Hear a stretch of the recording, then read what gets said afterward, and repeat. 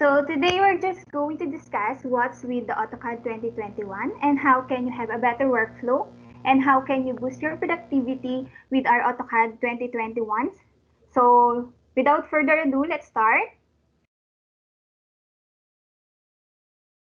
Okay, AutoCAD 2021 is a pack full of value for subscribers. So here is an overview, what we'll cover in more detail. So first, it's all about the right AutoCAD.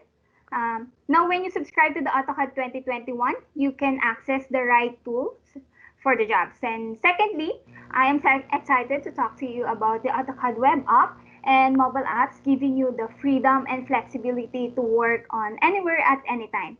And lastly, AutoCAD includes to deliver new features, including new automations and enhancement to the existing ones. So let's start with the AutoCAD. Over the past 20 years, we have been investing to the AutoCAD vertical specialized toolset to make AutoCAD as personalized experience as possible. So when you subscribe to the AutoCAD 2021, you gain access to all the capabilities of the industry's specific toolset and libraries, including yung mga mechanical, electrical, architecture, MEP, and more. So bukod sa AutoCAD natin, you also have access to 7 specialized toolsets. So no matter what the design challenge, you'll always have the right tools at hand. So now let's take a look at each toolsets. Ano nga ba yung mga toolsets including here? That we have the mechanical toolset. Maybe some of you need a library of standard-based parts and tools to create and modify mechanical designs for manufacturing and documenting mechanical design. So the mechanical toolsets give you that allows you to speed product design by automating creation of annotations, generating ng mga machine components, dimensioning, and creating bills of materials. So from here, you also get access to 700,000 plus intelligent manufacturing parts, features, and symbols. So, ibig sabihin, yung mga licenses natin or yung from our AutoCAD subscription will have access with our mechanical toolset. So, ibig sabihin, yung mga intelligent layer management system natin that places into the correct layer and the line type and as the drawing is created. So, ano ba yung magiging benefit natin when we are going to use yung mechanical toolsets natin?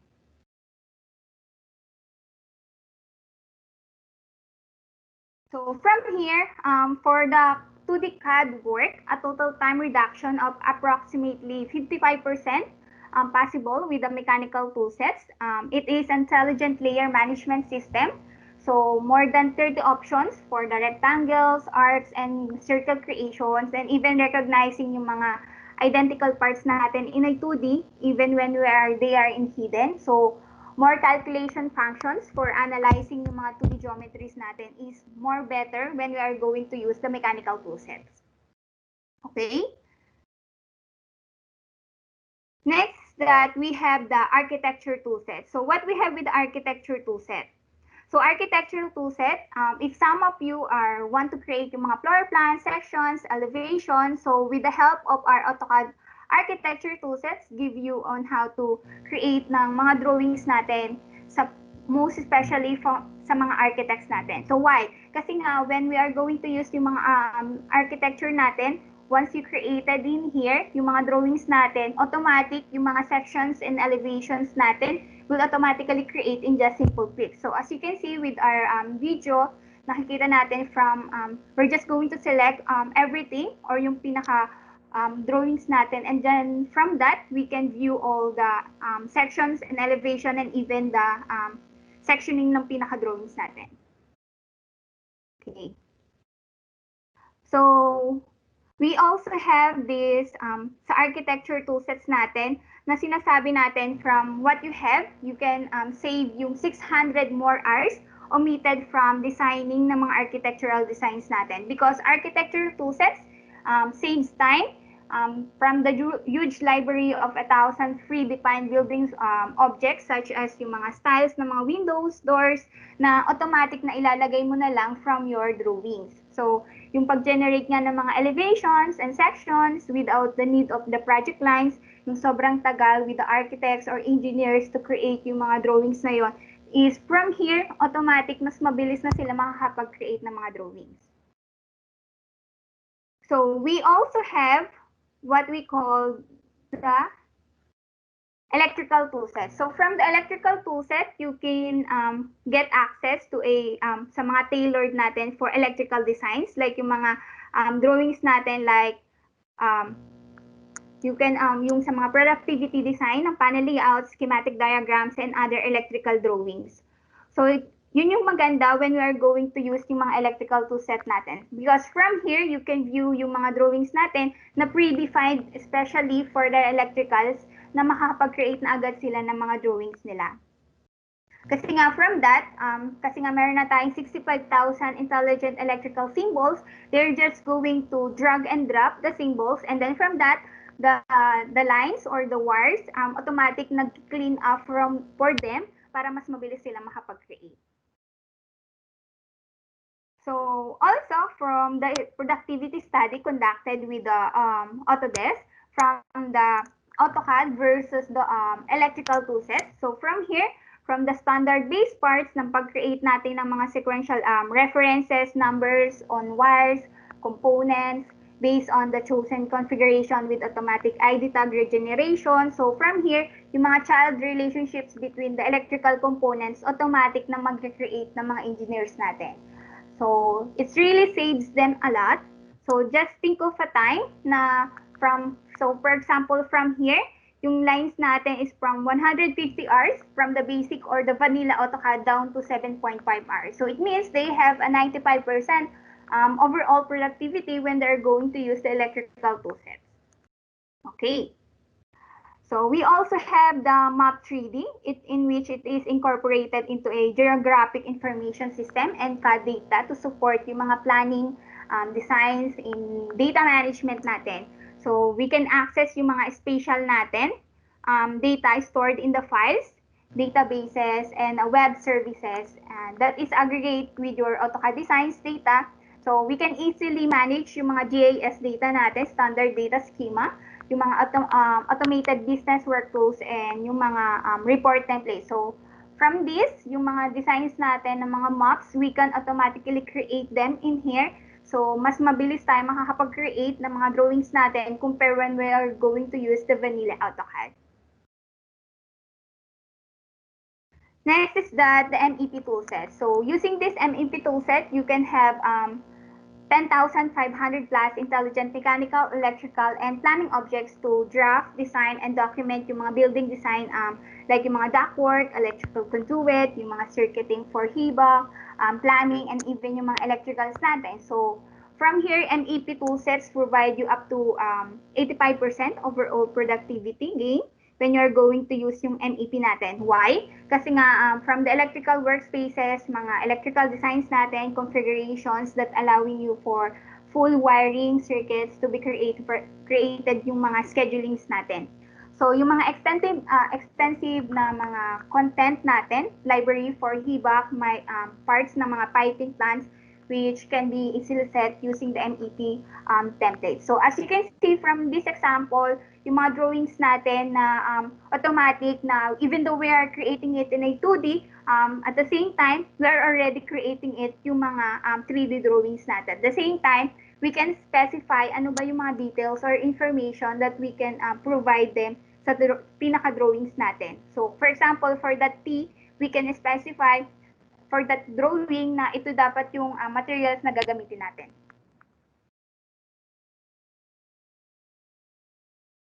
And we also have the Plant 3D toolset that efficiently produce a piping instrumentation diagram. So then integrate them into a 3D plant design model using the specialized plant design engineering features, in which they can quickly create yung mga schematic diagrams, plant layouts, and other drawings with our 3D plant design. So if you're going to use yung Plant 3D natin versus the vanilla AutoCAD, so you can have a 74% overall productivity gain per creation and modification ng mga PNID natin. So as you can see from here, yung mga drawings natin that we are creating in just simple clicks or just we're just going to identify ano ba yung mga materials and information that we need, ano ba yung mga sizes that we need with our drawings, and then from that mga 3D piping equipment and structures na mga engineering data management, including yung mga querying, mga modifying and adding ng mga engineering data, like yung mga creating bills of materials and calculation. So from the Plan 3D, as you can see,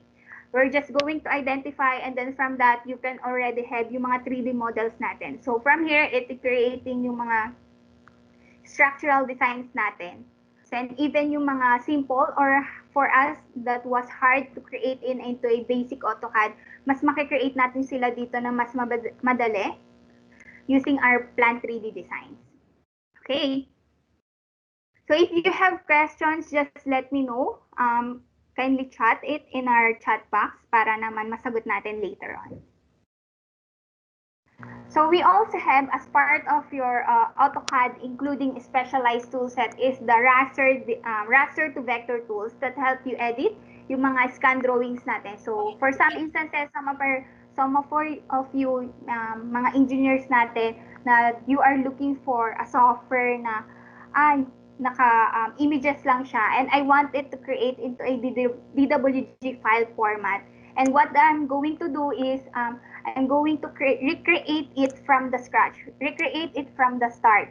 So ang ano sa atin is mas matagal tayo makakapag-create ng mga drawings natin kasi nga we need to recreate or redraw yung mga drawings natin. But from here, with the help of the raster design, it will give us 48% overall productivity gain kasi nga yung mga tools to execute yung mga correlation, scaling, and then yung mga coordinate values natin with the raster images in one workflow lang. So even yung mga palettes natin that provides a comprehensive image data, including yung mga properties, image colors, and image file location. So mas madali natin makaka-create sila with our raster design. So that part of our AutoCAD, including specialized toolset, that is the one software kapag nag-purchase po tayo ng mga licenses natin for that specific software. So next is that, let's take a look yung ano ba yung AutoCAD web and mobile apps, which provide a quick and seamless access yun sa mga AutoCAD natin. Makes it possible to continue to design and draft kahit naka-work from home pa tayo or naka-field pa tayo. So, this is one of the great benefit of having AutoCAD, including specialized toolset or even yung mga AutoCAD LTs natin. So, AutoCAD subscription include yung mga access to the web app and mobile app. And these apps enables you to work on any DWG in AutoCAD on any platform. So whether you choose to use yung mga AutoCAD for Windows, Mac, web, or mobile devices natin, dito na iPad, iPhone, or yung mga Android or Windows devices, we have the right AutoCAD for you. Because you can enjoy a cohesive experience using yung this kind of features. So the state-of-the-art AutoCAD web and mobile apps let you design and drop anytime, anywhere, wherever you go. So you can have a peace of mind that AutoCAD will be there for you. Kasi nga, lagi mong dala-dala yung mga designs mo. So the newest addition to the AutoCAD family product is the AutoCAD web app. So it gives you a quick, anytime access to the latest drawings from any computer. So yung AutoCAD web app natin runs in a web browser. So no need for a software na naka-install with our AutoCAD, with our workstation. So no software installed required, just simply visit the web.autocad.com, sign in, and start working na ng mga designs natin. Of course, may mga additional lang tayo na kailangan gawin when we are going to use yung mga this kind of features.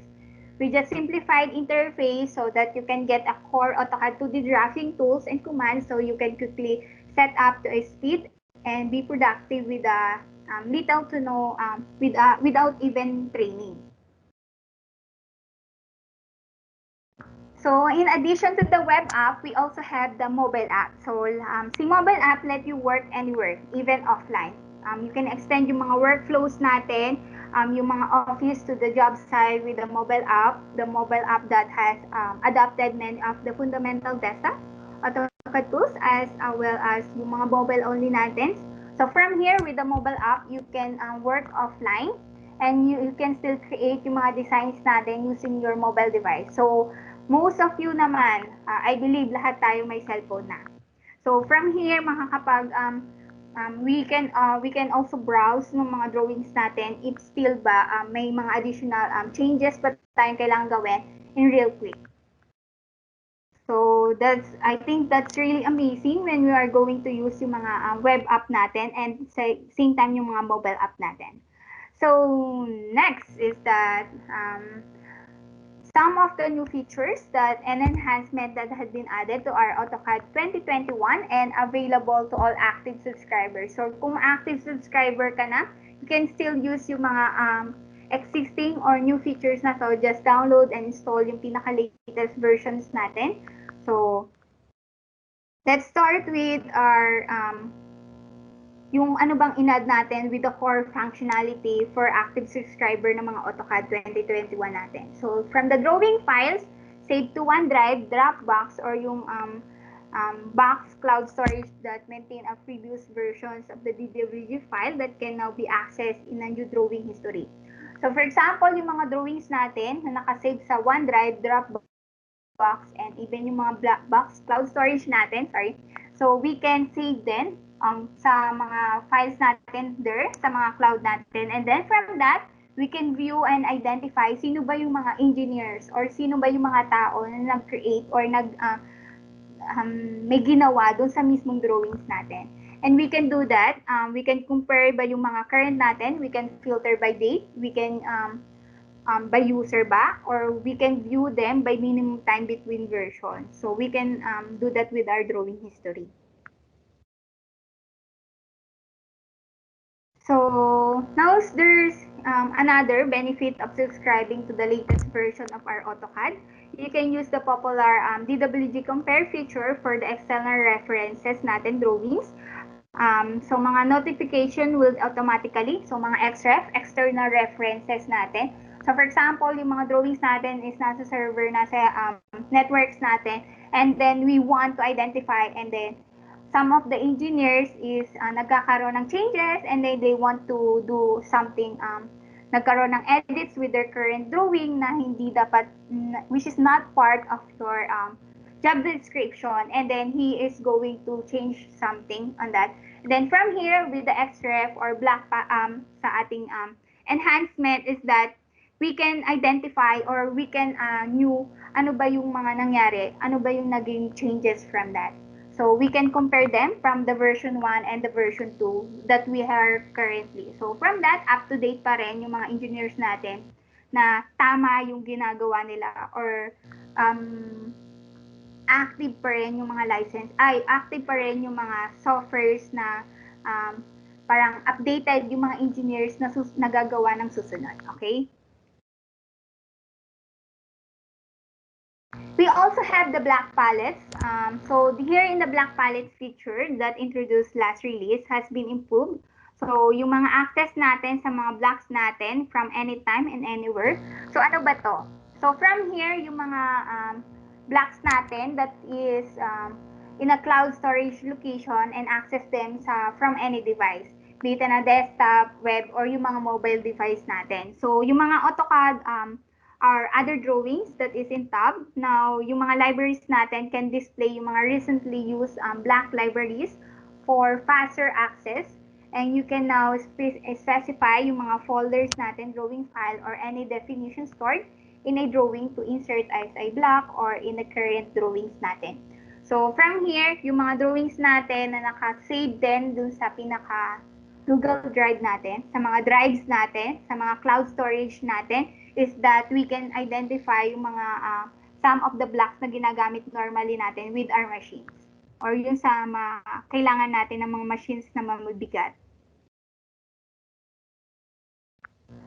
Also, we have some of the value active ng 2021 subscriber is that we announce a partnership with the Dropbox and OneDrive. So if it is a DWG, so it opens in AutoCAD web app or any platform of your choice. So once na nakasave na yung mga drawings natin in a drive, kahit yung mga A360 natin, they can open it into our AutoCAD web app. So yung mga files natin, mga drawings natin, can see them directly do sa pinaka-AutoCAD softwares natin.